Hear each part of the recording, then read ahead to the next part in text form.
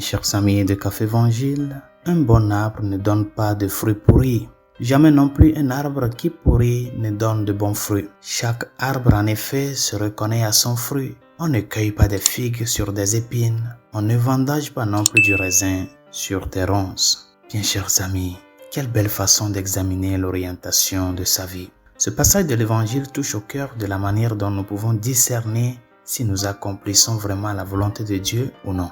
Souvent, nous avons du mal à savoir clairement si nous faisons ce que Dieu attend de nous. Dans la vie, nous pouvons être entraînés dans de nombreuses directions et nous pouvons nous fixer nous-mêmes de nombreux objectifs. C'est pourquoi il est utile de temps à autre de s'arrêter et de faire un inventaire honnête de notre vie. Quand vous regardez l'année écoulée de votre vie, que voyez-vous? Plus précisément, voyez-vous naître de bons fruits? Il est utile de procéder à un tel examen de temps à autre. Il est utile de faire cet examen non seulement pour l'année écoulée, mais aussi pour différentes périodes. S'auto-évaluer, chers amis. Commencez peut-être par avoir une vie d'ensemble en examinant tous les moments de votre vie qui ont été les plus fructueux pour la gloire de Dieu. Et à partir de là, essayez d'examiner votre vie décennie par décennie, année par année et même mois par mois au cours de l'année écoulée. Recherchez les moments les plus bénis de votre vie ainsi que les moments les plus difficiles. Faites la lumière sur votre vie.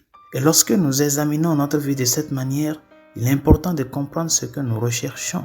Par exemple, il peut y avoir des moments où tout s'est bien passé d'une manière ou d'une autre, et d'autres moments qui ont été douloureux et très difficiles.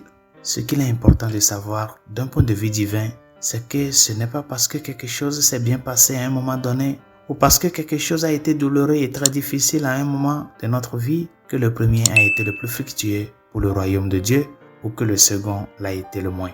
En outre, les lourdes croix et les difficultés de la vie peuvent souvent être les périodes les plus fructueuses pour nous spirituellement parlant, chers amis. Il suffit de regarder la vie du Christ. Bien sûr, tout ce qu'il a fait a été fructueux pour la gloire du Père Céleste, mais nous pouvons facilement désigner le moment le plus douloureux de sa vie comme le plus fructueux. Sa crucifixion a engendré le plus grand bien jamais connu. Il en va de même pour nous, notre vie. Ce n'est pas en regardant les moments où tout était facile, amusant, mémorable, etc. que l'on peut le mieux discerner la fécondité de notre vie. Bien qu'il puisse s'agir de moments de grâce, nous devons considérer la fécondité spirituelle d'un point de vue divin.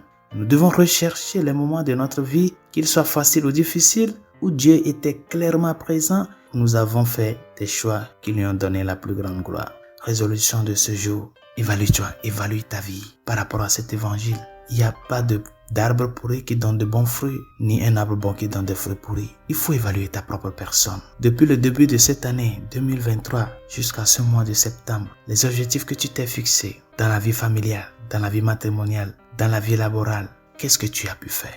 Et n'évalue pas ta vie seulement sur ce qui a été facile, sur ce qui a été aisant, mais aussi évalue les aspects les plus difficiles. Parce que aussi dans ces aspects-là, il y a des fruits qui sortent de là. Demande au Seigneur de t'aider à avoir le vrai esprit de discernement et que cela puisse te propulser dans ton futur pour la gloire de son Saint-Nom. Bonne journée, Dieu vous bénisse.